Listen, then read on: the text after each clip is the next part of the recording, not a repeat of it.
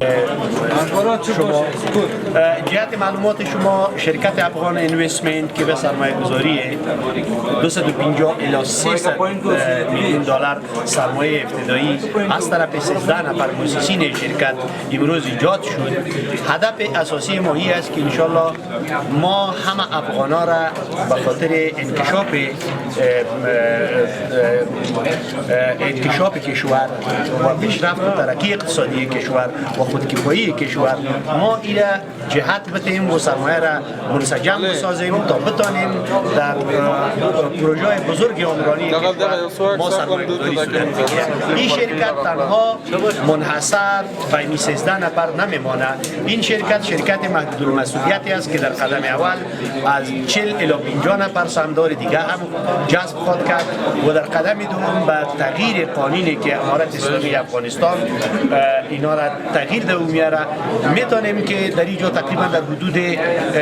هزارها نفر در این شرکت سهامدار باشه. نو دیده بخاطر بونه در شرکت ایجاد شوی تا طور په څلورو بخشونو کې به د سرمایه گذاری کا د معادنو په بخش کې یعنی د استخراجي صنایعو په بخش کې د انرژي په بخش کې او هکذا د زراعت په بخش کې او د کنسترکشن یا د زیربنا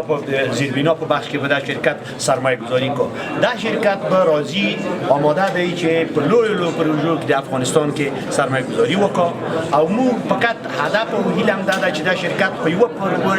یو چا پورې منحصر نه دی. دا د غونډ افغانانو شرکت دی. دا د یو یتیم غریب بیچاره هر څوک یو ولو که یو څوک $1000 $2000 هم لري هغه کولی شي چې په دغه شرکت کې د سرمایه گذاری وکړي. دغه شرکتونه په ټوله دنیا کې رایج دي او زموږ په ګران هیواد افغانستان کې یو ښه هغه لري د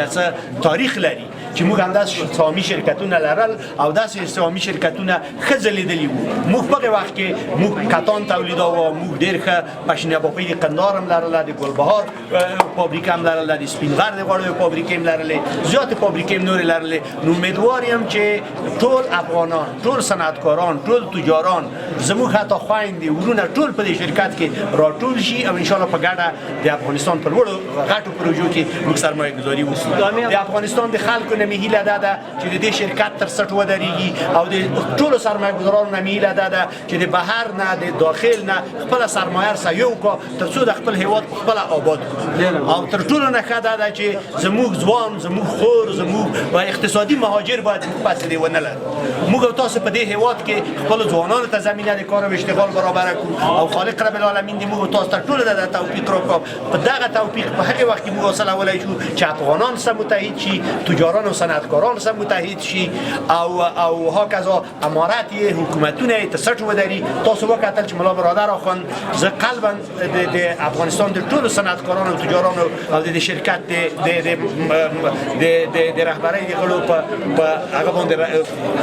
تشکري ته کوم، منندویي ته کوم چې واقعا خپل حمایت د